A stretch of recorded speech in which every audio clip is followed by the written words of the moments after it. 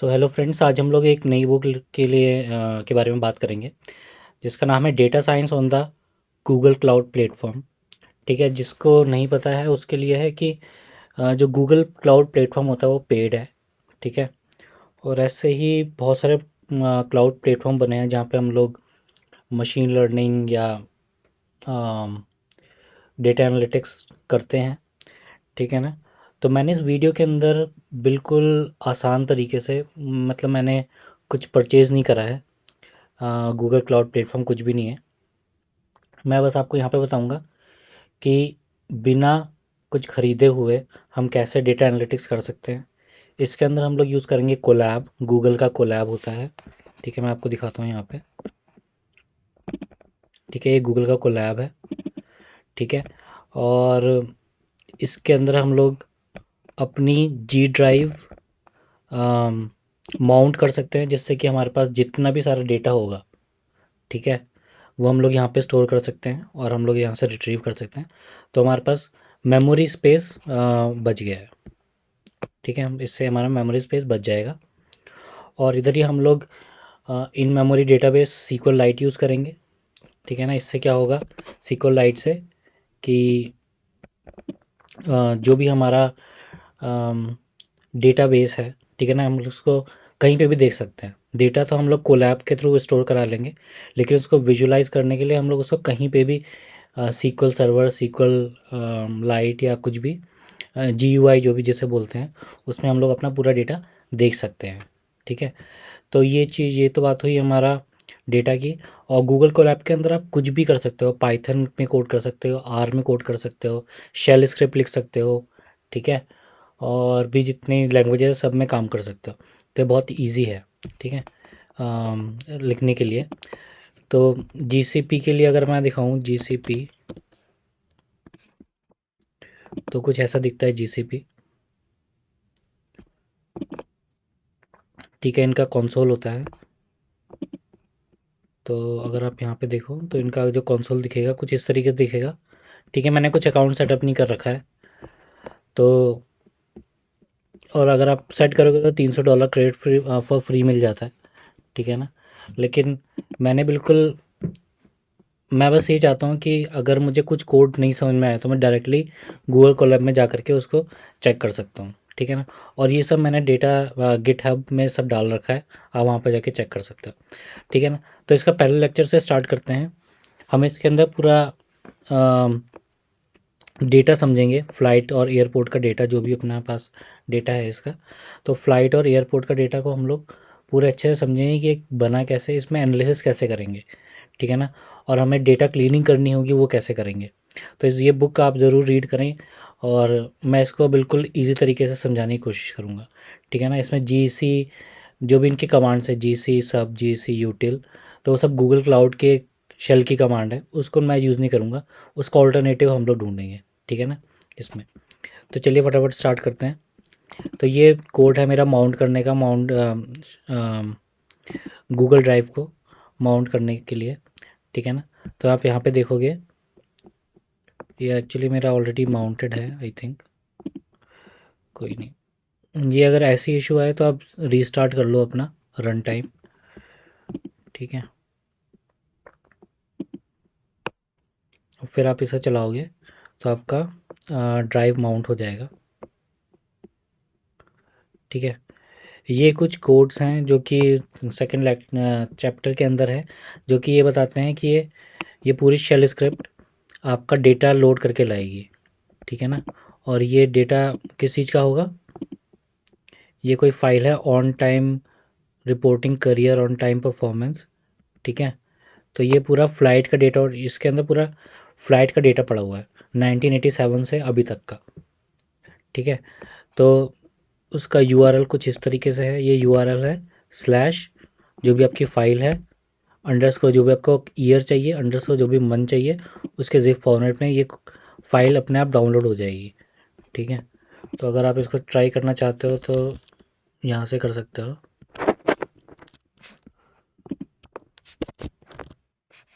ठीक है, स्लैश में देना पड़ेगा, मैं बस दिखाने के लिए आपको बता रहा हूँ।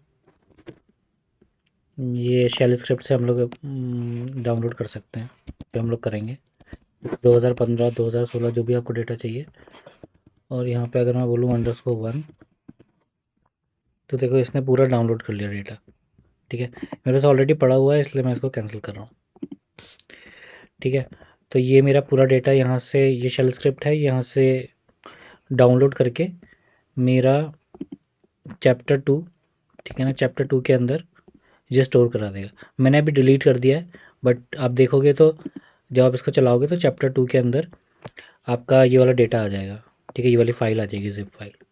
ठीक है, और इसमें मैं क्या कर रहा हूँ,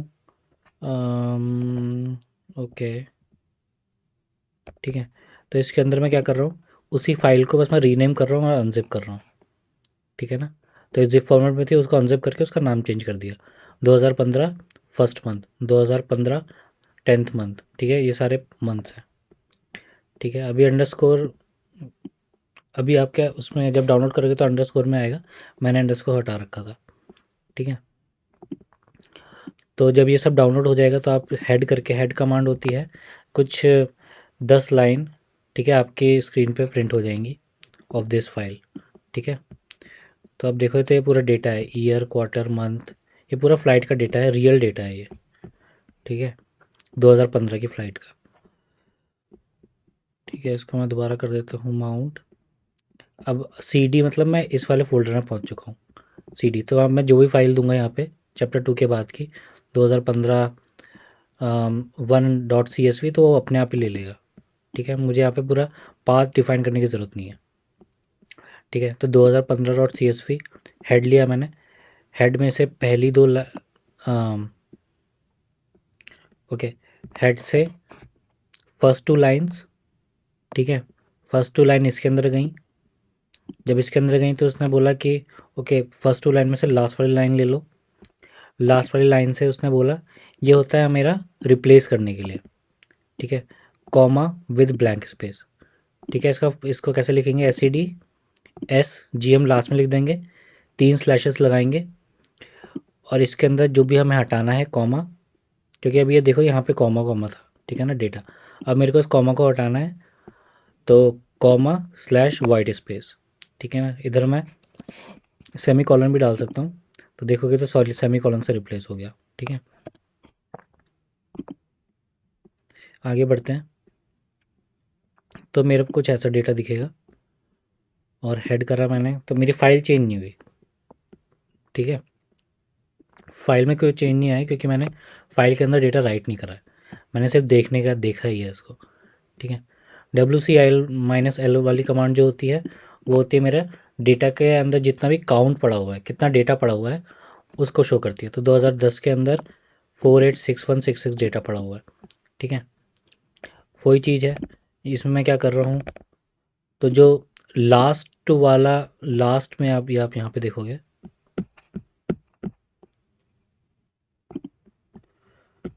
ठीक है, लास्ट में जो कॉमा आ रहा है, मुझे अगर इसको हटाना है तो उसके लिए ये वाली कमांड है। तो ये फॉर लूप चलेगा 1 से लेकर के 12 तक। ठीक है,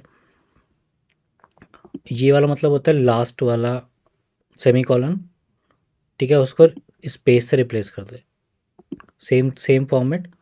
ठीक है ना, बस अगर मैं यहाँ पे स्पेस कॉमा कर देता तो सारे हटा देता, लेकिन मैं बोल रहा हूँ इसको कि सिर्फ लास्ट वाला ही हो।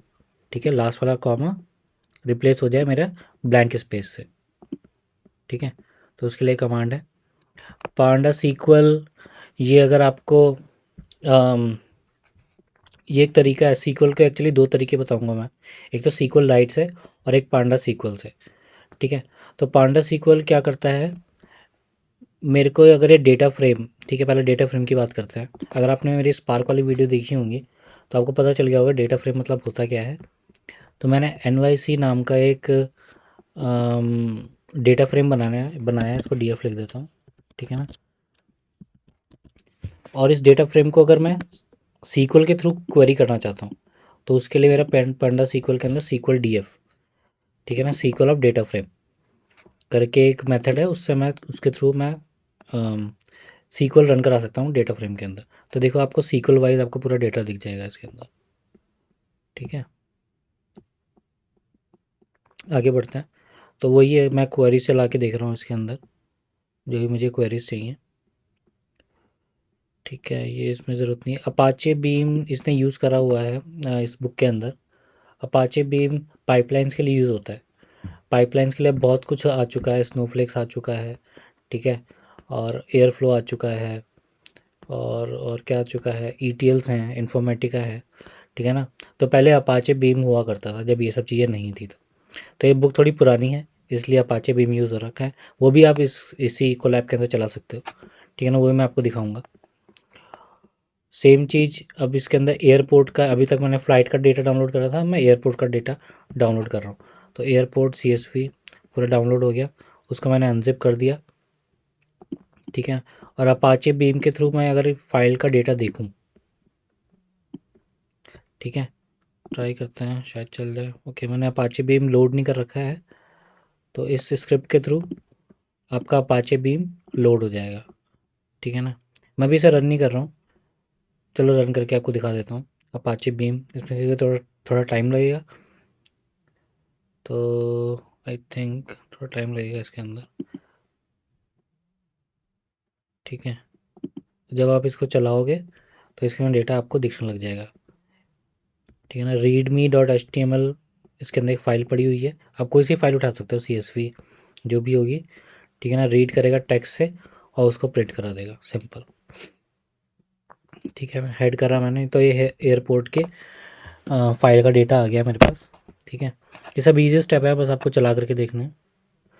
और सेम चीज़ वही रीड करा रहा हूँ मैं, ठीक है। मैं चाह रहा हूँ कि मेरा मैप एक तरीके से बन जाए, इसके अंदर 0th फील्ड हो और 21 और 26 वाली फील्ड आ जाए। 0 फील्ड मतलब एयरपोर्ट आईडी, और ये 21-26 अगर आप चेक करोगे तो लैटिट्यूड और लॉन्गिट्यूड करके फील्ड्स हैं, ठीक है ना। तो उसका पूरा डेटा मेरे पास यहाँ पे प्रिंट हो जाएगा। थिंक ये टाइम लगाएगा, रहने देते हैं इसका, ठीक है ना। तो इस तरीके से हम लोग इसको कर सकते हैं। फिर एक और चीज़ मैं आपको दिखाना चाह रहा था इसके अंदर, ये तो सब सीक्वल है, तो आप जो सीक्वल DF के थ्रू चला सकते हो, जो भी सीक्वल आपको चलानी है, ठीक है। मैं आपको दिखाना चाह रहा था सीक्वल लाइट, ठीक है ना। सीक्वल लाइट आप लोकली डाउनलोड कर सकते हो, ठीक है ना, DB browser for SQLite. तो वो कुछ आपको ऐसा दिखेगा, सीक्वल लाइट, एक सेकेंड मैं आपको दिखा देता हूँ सीक्वल लाइट कैसा दिखता है, ठीक है। सीक्वल लाइट आप यहाँ पे डाउनलोड कर सकते हैं,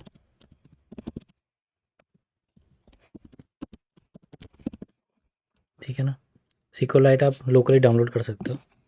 तो जैसे आपने लोकली डाउनलोड कर लिया है, अब मैं चाहता हूँ कि मेरा जो सीक्वलाइट लोकल में है वो मेरा गूगल कोलैब से इंटीग्रेट हो जाए।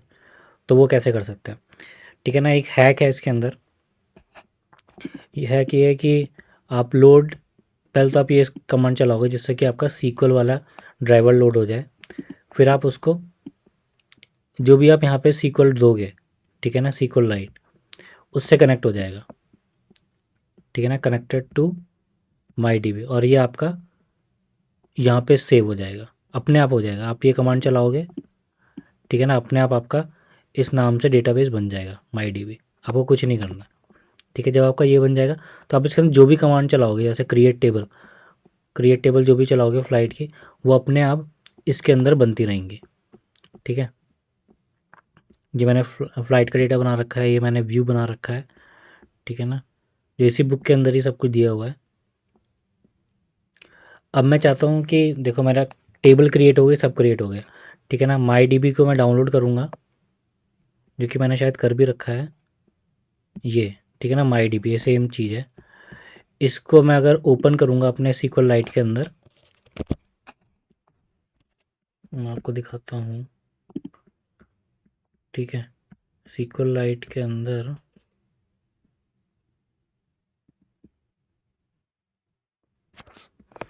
एनीवेज में ऑप्शन नहीं आ रहा सीक्वल लाइट का दिखाने का, तो कोई नहीं, ठीक है। तो मैंने ये भी ट्राई करा था बट ये चला नहीं, इसको मैं डिलीट कर देता हूँ, ठीक है। तो मैंने अगर मेरे को ये डेटा फ्रेम जो मैंने अभी बनाया था लास्ट टाइम NYC को DF कर दिया था मैंने, ठीक है ना। तो इस DF को अगर मैं चाहता हूँ कि मेरा पूरा सीक्वल के अंदर स्टोर हो जाए, इस MyDB के अंदर स्टोर हो जाए, तो पहले मैं कनेक्ट करूँगा MyDB से, ठीक है। और फिर जो मेरा डेटा फ्रेम जो मैंने ऊपर बनाया जिसके अंदर पूरा फ़्लाइट का डेटा है, ठीक है। अभी DY बनाया था, राइट। अभी हम लोग ने देखा था DY ये मैंने लोड कर रहा है, ठीक है। मैं आपको बस ये दिखा रहा हूँ कि मैंने क्या लोड करा है DY के अंदर। DY, ठीक है। DF, सॉरी DY बोल रहा हूँ, DF के अंदर मैंने 2015.csv को लोड करा हुआ है, ठीक है। तो इस लाइन से आपका पूरा डेटा फ्रेम बन जाएगा। मैं कह रहा हूँ कि इस लाइन से आपका पूरा डेटा फ्रेम के अंदर जितना भी डेटा 2015.csv का जितना भी डेटा पड़ा हुआ है, ठीक है, वो DF के अंदर स्टोर हो जाएगा। फिर हम MyDB से कनेक्ट करके हम इस फंक्शन को कॉल करेंगे टू सीक्वल। तो data frame converted into the SQL, इसके अंदर हम लोग पांडास यूज़ कर रहे हैं, इंपोर्ट पांडास, ठीक है ना, वो आपको दिख जाएगा।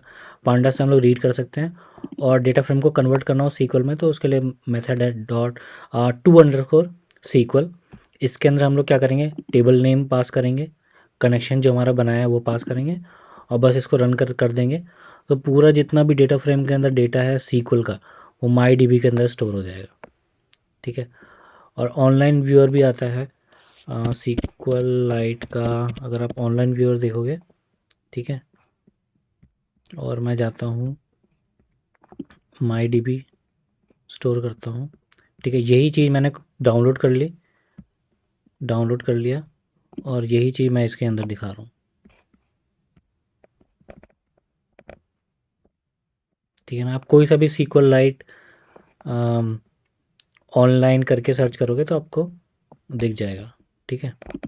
तो मैं भी इसके लिए कैंसिल कर देता हूँ इसको, तो आप ट्राई कर सकते हो। और ठीक है, तो अभी के लिए सेकंड चैप्टर में यहीं पे रखते हैं। आगे हम लोग सीक्वल्स देखेंगे कि सीक्वल कैसे इसके अंदर हम लोग चलाएंगे, क्योंकि ये मिलियंस ऑफ डेटा है, ठीक है ना, मिलियंस ऑफ डेटा है सीक्वल फ्लाइट्स का। तो इसके अंदर और हम लोग सीक्वल्स करेंगे, इसके अंदर हम लोग और डेटा एनालिटिक्स करेंगे, चार्ट्स बनाएंगे इसके अंदर।